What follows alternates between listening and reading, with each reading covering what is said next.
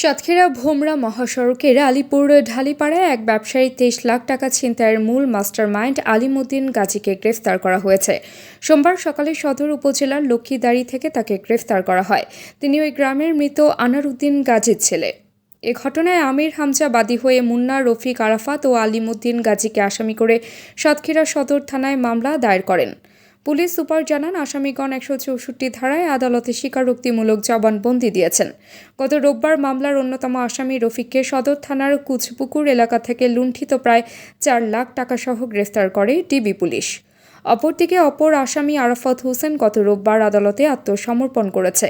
সোমবার গ্রেফতারকৃত আসামি আলিমুদ্দিন গাজীকে আদালতে প্রেরণ ও রিমান্ডে নেওয়ার বিষয়টি প্রক্রিয়াধীন রয়েছে বলে জানান পুলিশ সুপার।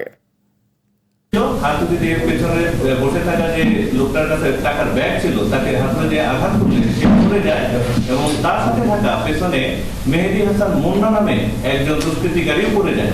তখন স্থানীয় জনসাধারণ এই মুন্নাকে তৎক্ষণাৎ গ্রেফতার করে। এই গ্রেফতার করার সাথে সাথে পুলিশ তাকে সাথে নিয়ে আসে এবং নিয়ে এসে অভিযান পরিচালনা করে। সেই অভিযানের প্রেক্ষিতে একটি মামলা রুজু হয়, সেটা হলো দস্যুতা মামলা রুজু হয়। পরবর্তীতে এই মামলাটা চলে যায় ডিবির কাছে। ডিবির একজন চৌকস অফিসার আহমেদুল কবির এসআই, তার নেতৃত্বে অভিযান পরিচালিত হয়। গত 19/1/2025 খ্রিস্টাব্দ তারিখে অভিযান পরিচালনা করে রফিকুল ইসলাম রফিক নামে একজনকে গ্রেফতার করা হয়। এটা এই কাশিমপুর গ্রাম, এটা সদর থানা।